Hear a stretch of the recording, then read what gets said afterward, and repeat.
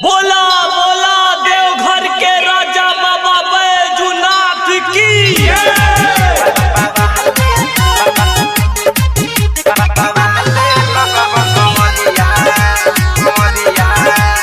Music by Vikesh भोजपुरिया।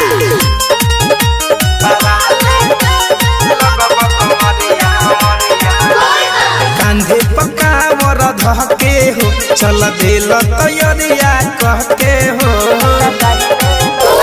कांधे पकावर धके हो चल दिल तैयारिया कहके हो।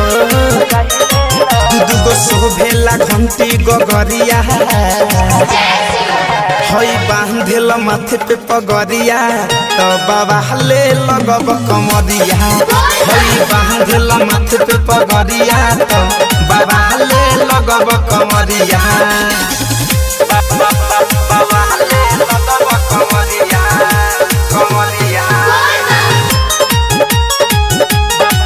बोला बोला बाबा महेंद्रनाथ की माथे पे पगरिया तो बाबा ले लगब कमरिया। आए है चमके लगब सबसे हल केहू से रहब ना फीका हो। आव हेले कह दी तोहके महाकाल वाला टीका हो। ए चमके लगब सबसे हल केहू से रहब ना फीका हो। आव हेले कह दी तोहके महाकाल वाला टीका हो। हीरो खानी बा तोहर बबरिया हई बांधले ब माथे पे पगरिया तो बाबा ले लगब कमरिया। हई बांधले ब माथे पे पगरिया तो बाबा ले लगब कमरिया। हर हर महादेव।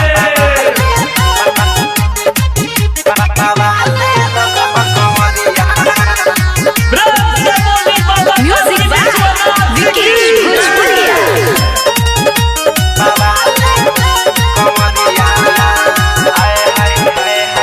रहूर सेवा में लागल बहारे धड़कन धनंजय बम हो। मिठू मिसाइल बिके भोजपुरिया नचत महादी के दम हो। रहूर सेवा में लागल बहारे धड़कन धनंजय बम हो। मिठू मिसाइल बिके भोजपुरिया नचत महादी के दम हो। नबीन चल दिल पैदल डगरिया हई बांधेल माथे पे पगरिया तो बाबा ले लगब कमरिया।